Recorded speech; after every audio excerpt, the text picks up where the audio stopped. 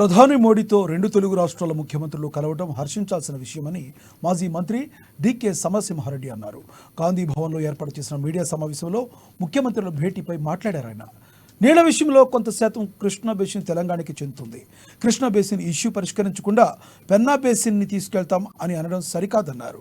ఈ సమస్యలన్నీ ఇద్దరు సీఎంలు కలిసి కూర్చొని పరిష్కరించుకోవాలని కోరుతున్నట్లు తెలిపారు.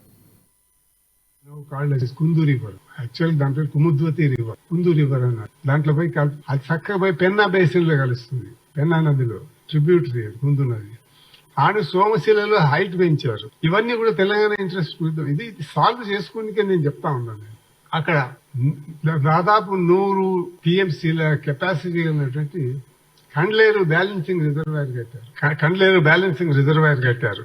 అక్కడ ఆ రిజర్వాయర్ కట్టడంలో ఎంత స్కామ్ అంటే, పొమోగ్రనైట్ వేశాము అని చెప్పని కోట్ల రూపాయలు కాంపెన్సేషన్ పుచ్చుకున్నారు. నేను అప్పుడు రెవెన్యూ మినిస్టర్ గా ఉండి అప్పుడు 27 మంది ఆఫీసర్స్ ని సస్పెండ్ చేయాల్సి వచ్చింది.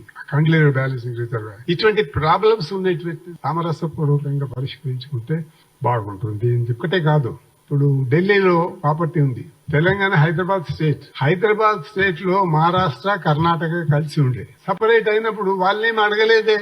కానీ ఇక్కడ ఏం చేశారు, మన ల్యాండ్ ను మన పక్క మిత్రులకు ఇచ్చేసేసి మనకు మటుకు ఫిరోజ్ షాలో కొత్త బిల్డింగ్ కట్టుకున్నాం అన్నారు. ఎందుకంటే వాళ్ళనే కొత్త బిల్డింగ్ కట్టుకున్నారండి. ఆ ఏపీ భవన్ ఈ విషయాలు ఇవన్నీ ఢిల్లీ ప్రాపర్టీ ఏదైతే ఉందో హైదరాబాద్ స్టేట్ కి చెందింది హైదరాబాద్ కే ఉండాలని దాన్ని నా ఉద్దేశం చంద్రబాబు గారు కూడా ఒప్పుకుంటాడని అనుకుంటున్నా. ఇప్పుడు యాడెడ్ టు దట్ ఇంకొక ఇష్యూ ఉంది. ఆర్డీఎస్ కెనాల్ అని ఉంది.